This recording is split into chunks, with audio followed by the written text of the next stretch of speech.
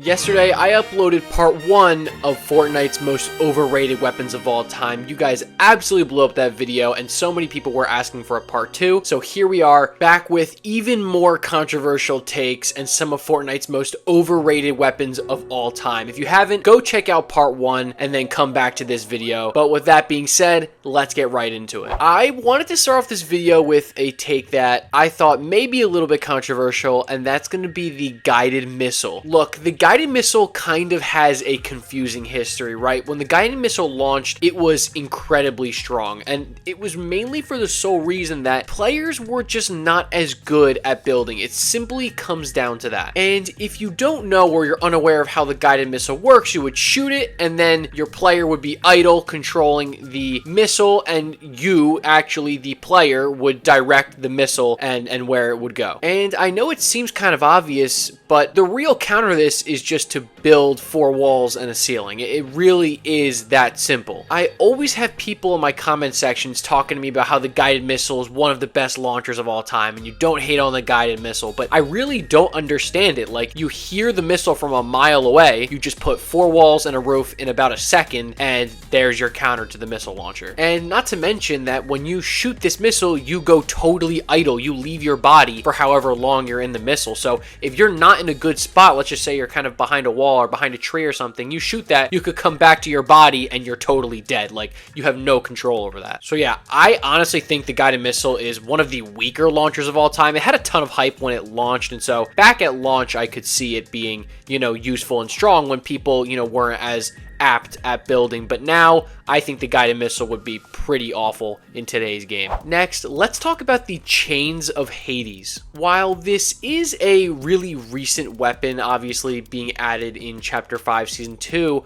I see the Chains of Hades getting a ton of love on my timeline, but I personally just don't really get it. I don't understand it, and I may be biased here because I'm really just not a huge fan of melee weapons in the first place in Fortnite, but I feel like that's just because of the strength of the shotguns, right? I mean, if somebody is that close to you, you're always going to carry a shotgun on you at all times. Just pop them twice with a shotgun and they're dead. Like, I understand the chaos and how you can sometimes get flustered when someone jumps into your box and they're swinging these chains around, they're meleeing you and they're hitting you, right? But I don't know, I just can't help but feel like when you use melee weapons in this game, you just leave yourself so vulnerable. I just feel like this weapon is very situational, and I feel like there's very little situations when this weapon is more effective than just going in with a shotgun, right? I think that's kind of the point I'm trying to get at here. I think it can be good to kind of overwhelm somebody, but past that, 99% of the times, I think you're just going to be better off with a Gatekeeper or a Frenzy Auto rather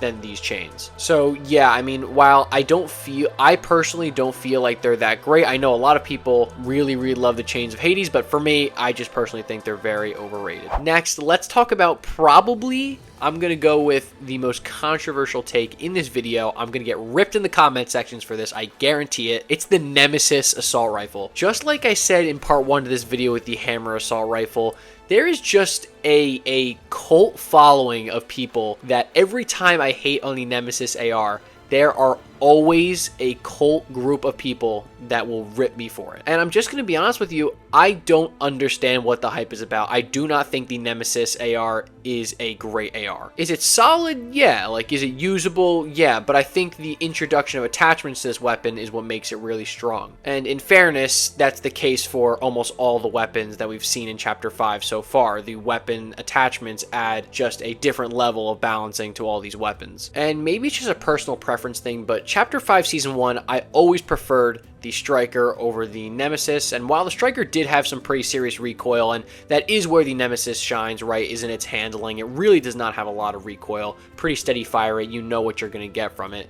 I've always preferred the Striker AR over that, and in Chapter 5 Season 2, I just preferred the Warforged Assault Rifle. And I really just don't know that I can give you any specific reason why I don't enjoy using this weapon. I just feel like there's better ARs. It just, to me, the Nemesis feels inconsistent and doesn't feel great to use. But this honestly may have to do with bullet velocity, stuff like that, bullet drop, and it's just kind of a Chapter 5 AR problem in general, with the ARs just not feeling good because, your weapons are most of the time not hit scan. But people really praise this assault rifle as being one of the best assault rifles of all time. That I cannot get behind. I do not think it is one of the best assault rifles of all time. I don't even think it's the best assault rifle in the last couple seasons we've seen. Next, let's talk about the beloved Deagle, or as it's known in game as the hand cannon. And this is another weapon with a ton of history behind it, and it's kind of gone through a bunch of changes, right? Originally, I feel like the Deagle was just kind of mid, right? Like it was your slow, heavy firing, hard hitting pistol, but then it got a crazy buff, and if you don't remember this, it was insane, but the Deagle could one-shot walls just like the heavy sniper does, right? So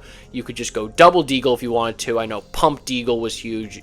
It was just, the Deagle at that point was absolutely busted, and you know, you had to have one. It was the best pistol slash gun, honestly, in the entire game. But the Deagle has slowly come back down to earth since then, and while the attachment system I think does really benefit the Deagle, especially putting a scope on it, to me I feel like it's just a little bit overrated. I think that there are plenty of other pistols that I would take over the Deagle currently. I would definitely have taken the Mammoth pistol over the Deagle. I definitely would take the tactical pistol from Chapter 4 Season 1, and I definitely would have taken the pistol, especially the purple and legendary version from Chapter 2. That thing was insane. The Deagle really does have a crazy following, and so it's not surprising that I know this is going to ruffle some feathers, but the Deagle, in my opinion, is not one of the best pistols we've seen of all time. I just think that people hold this gun to a higher standard, and while yes, it's understandable why it's your favorite weapon, it's a classic shooting game weapon,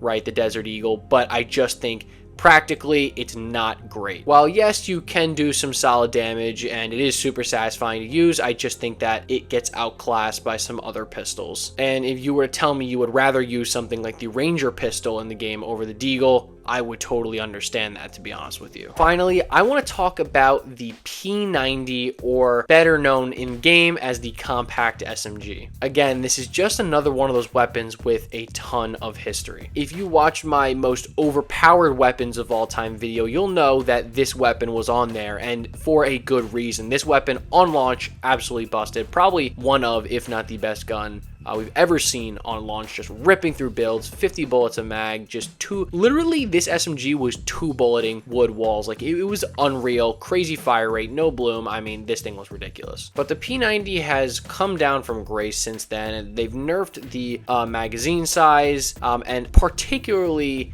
you really see the nerf in the bloom. This is not an SMG that you can use anything past 10 meters, in my opinion. You're just going to start hitting for 6 and 8 damage, while I think, you know, look at something like the Twin Mag, that's just not the case. I think the Twin Mag SMG is better than the compact SMG, and I think you could make the same comparison with the combat SMG. I think the combat SMG is better than the compact SMG, which is kind of a tongue twister there, but you get what I'm saying, right? Like the compact SMG, I just feel like, yes, while when you're in a box and you can just totally spray and unleash, that's when, you know, it's going to shine, but that's when it's supposed to, right? It's an SMG, but anything past that, you're going to be struggling a little bit, whereas other SMGs kind of shine. And I feel like a lot of people look through rose-tinted glasses when looking at the P90, right? Just kind of looking at it in its old form, and I just don't think that it's anything near that currently. So yeah, guys, this is my part 2 to ranking Fortnite's most overrated weapons of all time. Guys, let me know what you think in the comments section about part 1 and part 2. Would you like a part 3 to this video, or would you rather see part 3 of Fortnite's most underrated? Thank you guys, of course,